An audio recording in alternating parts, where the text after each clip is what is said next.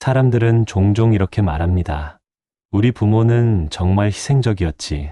자식 위에 다 내줬고 자신을 위해선 단 한 번도 제대로 살아본 적 없어. 그 말은 분명 칭찬입니다.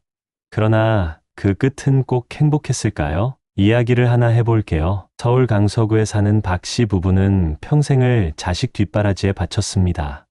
아들 학원비, 대학 등록금, 결혼자금, 집 전세금까지, 손자 유치원비까지 보태줬습니다.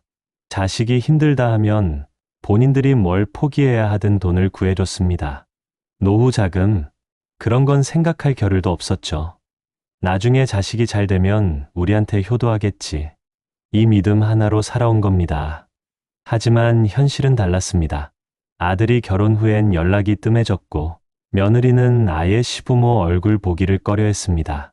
병원 갈 일이 있어도 직접 오지 않고 문자 한 통, 돈이 떨어졌을 땐 지금 형편이 안 돼요 라는 말만 돌아왔습니다. 이런 이야기 낯설지 않죠? 우리는 이런 현실을 수도 없이 목격합니다.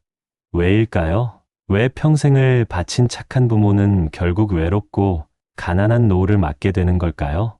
그 답은 잔인하지만 명확합니다. 착한 부모가 자식의 인생을 편하게 해주려는 순간, 자식은 부모를 의무 없는 존재로 여기기 시작합니다. 그리고 그 의무 없는 존재에게 시간, 정성, 돈, 책임을 쏟아야 할 이유를 느끼지 못하게 됩니다. 부모가 자식에게 모든 걸 다 해주는 존재로 남으면 자식은 부모를 늘 거기 있는 존재로 착각합니다.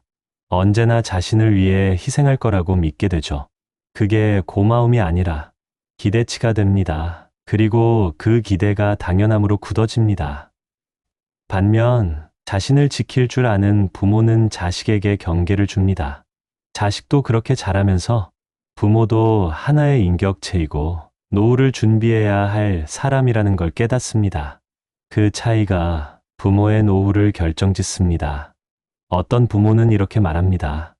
내가 해줘서 행복한데 그게 뭐가 문제야? 맞습니다. 도와주는 것 자체가 잘못은 아닙니다. 하지만 문제는 한계 없는 도와줌입니다. 재정적 지원은 습관을 만듭니다. 자식이 20대 때 도와주면 30대에도 손 벌리게 되고 40대가 되면 아예 부모 돈을 당연히 여기게 됩니다. 그때가 되면 부모의 자금 상황은 안중에도 없습니다. 부모는 이미 은행이 되어버렸습니다. 그리고 이 지점에서 착한 부모는 비극적인 선택을 하게 됩니다. 내 돈이 부족한데도 대출을 받아 자식 집 전세금을 보태고 내가 병원에 가야 하는데도 손주 학원비를 먼저 내줍니다. 그러다 결국 아프고 가난한 노인이 됩니다. 여기서 정말 아픈 사실이 하나 있습니다. 그 모든 걸 해줘도 자식은 부모를 존경하지 않습니다. 오히려 무력한 사람으로 여깁니다.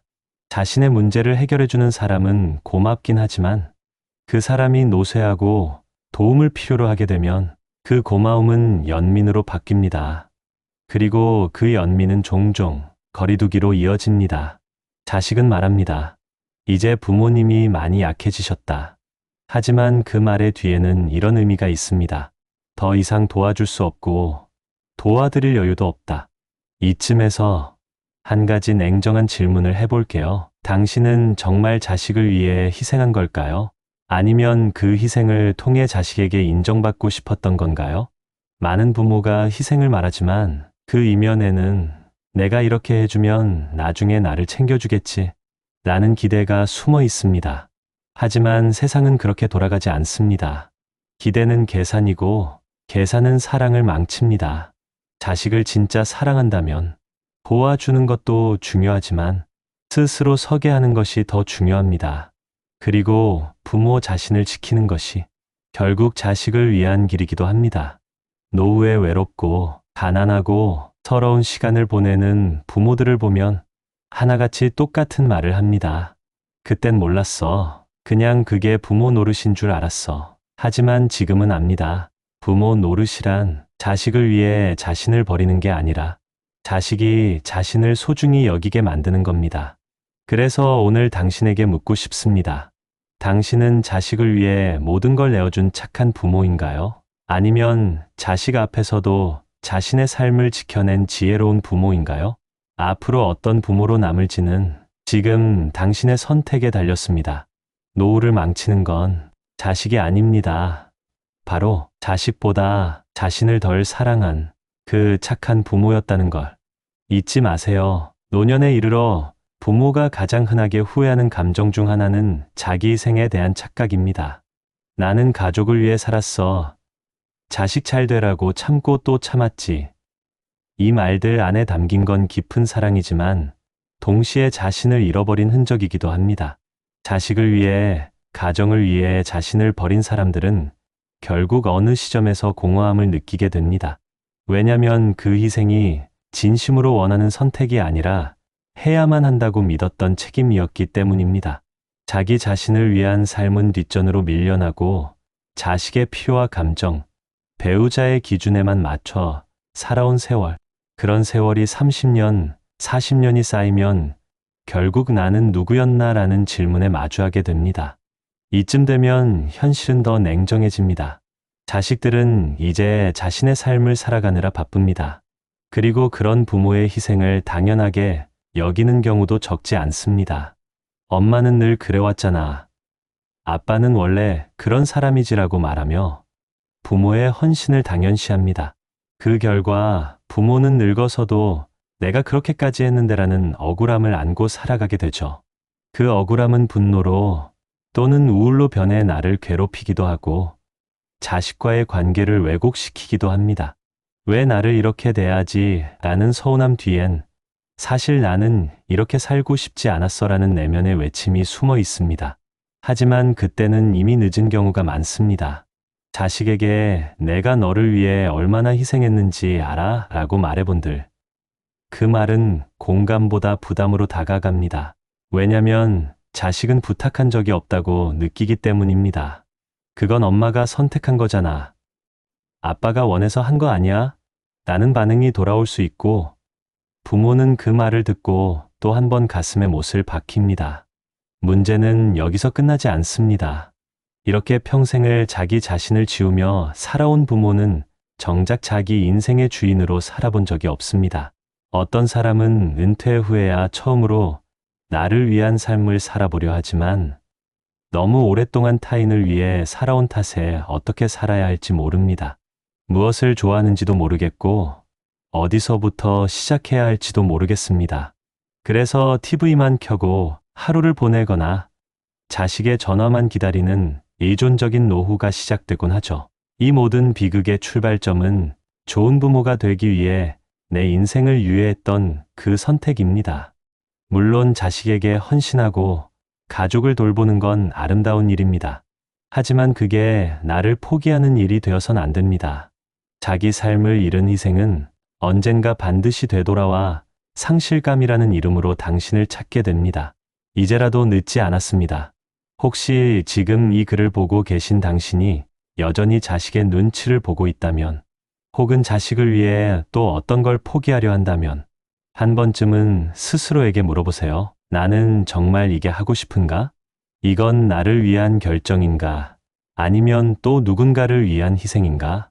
당신은 누군가의 부모이기 이전에 하나의 인격체입니다.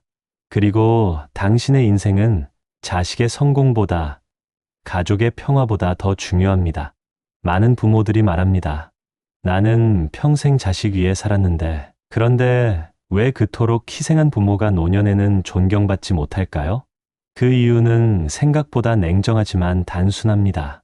자신을 낮추는 사람은 결코 존중받을 수 없다는 인간 본성 때문입니다. 자식은 부모의 행동을 기억하지만 부모의 의도까지는 헤아리지 않습니다. 항상 허리를 굽히던 아버지, 모든 걸 참으며 조용히 살던 어머니는 결국 자식에게도 그렇게 대우받게 됩니다. 우리 엄마는 괜찮아. 항상 이해해줬으니까. 우리 아빠는 화 한 번 안 내. 뭐든 다 맞춰줘. 이 말들이 처음엔 자랑처럼 들릴 수 있지만 사실 그 말 속에는 무시와 방치가 섞여 있습니다.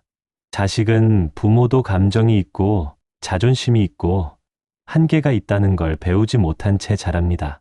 그래서 부모가 늙고 약해지면 이제는 감정 없는 존재로 여겨버립니다. 이건 부모가 잘못해서라기보단 처음부터 너무 착했기 때문입니다. 경계를 세우지 않았고, 자식이 해도 되는 말과 해서는 안 되는 말의 구분을 가르치지 않았고, 부모의 존엄이 무엇인지 행동으로 보여주지 않았기 때문입니다. 그러면 이제 이 지점에서 질문이 하나 생깁니다. 이제라도 늦지 않았을까? 이미 자식에게 모든 걸 퍼주고 이제 와서 나를 다시 존중하라고 말하는 게 가능할까? 정답은 가능하다입니다. 다만 그 과정은 쉽지 않습니다. 그리고 첫 걸음은 당신의 태도를 바꾸는 데서 시작됩니다. 첫째, 더 이상 자식을 위해 희생하지 마세요. 이건 이기적인 말이 아닙니다. 자식을 사랑한다면 당신 자신을 먼저 챙기는 모습을 보여줘야 합니다. 자식도 언젠가 부모가 됩니다. 자신을 돌보는 법을 본 적 없는 자식은 똑같이 자신을 방치하는 부모가 되거나 당신처럼 희생을 당연시하는 부모 밑에서 자기밖에 모르는 사람이 되기 쉽습니다. 둘째, 당신의 감정을 표현하세요. 서운했다, 힘들었다, 이런 대우는 원하지 않는다는 말을 이제라도 차분하게 명확하게 전하세요. 화내든 말하는 게 아니라 당신이 인격 있는 사람으로서 소통하는 겁니다. 처음엔 자식이 당황하거나 반항할 수 있습니다. 하지만 시간이 지나면 부모가 단단한 사람이라는 걸 인식하게 됩니다. 그제야 비로소 존중이 시작됩니다. 셋째, 당신의 삶을 다시 찾으세요. 하고 싶었던 일, 만나고 싶었던 사람들, 배우고 싶었던 것들, 그 무엇이라도 괜찮습니다. 지금부터는 당신이 주인공입니다. 더 이상 가족의 배경으로 살지 마세요. 지금까지는 자식의 인생을 살았다면 이제부터는 당신 자신의 이야기를 써야 할 시간입니다. 그리고 마지막으로 꼭 기억하세요. 착한 부모가 되는 것보다 존엄한 부모가 되는 게 훨씬 더 어렵고 훨씬 더 필요합니다. 사랑은 말 없이 참고 주는 것이 아니라 당신도 하나의 인간으로 존중받을 자격이 있다는 걸 보여주는 것에서 시작됩니다.